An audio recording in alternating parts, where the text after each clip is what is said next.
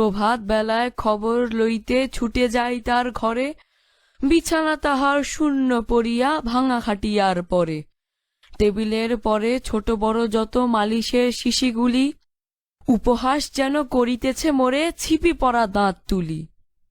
সন্ধ্যাবেলায় খেলার মাঠেতে চেয়ে দেখি বিস্ময়ে, মোদের মেসের ইমদাদ হক আগে ছুটে বল লয়ে।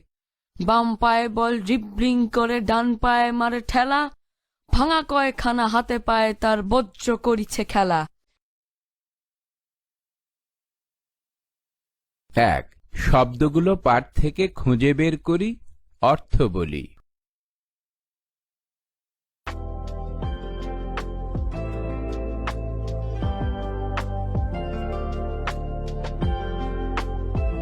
২.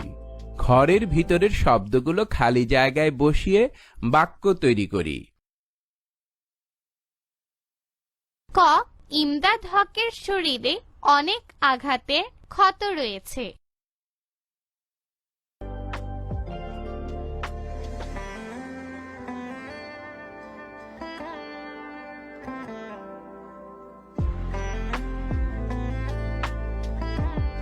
খ.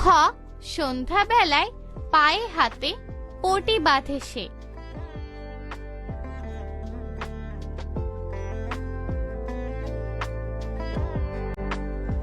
গ. খেলায় জিতে দর্শকেরা মহা কলরব করে ফিরে যাচ্ছে। ঘ. টেবিলের উপর মালিশের শিশিগুলো রাখা আছে। ও. বজ্র পড়ার শব্দে শিশুটির ঘুম ভেঙে গেল। ৩. প্রশ্নগুলোর উত্তর জেনে নিই ও লিখি। ক. প্রভাত বেলায় ফুটবল খেলোয়াড় ইমদাদ হকের বিছানা শূন্য পড়ে আছে কেন? খ. টেবিলের উপরে ছোট বড় মালিশের শিশি কবিকে উপহাস করছে কেন? ৪. কবিতাটির মূল ভাব জেনে নিই।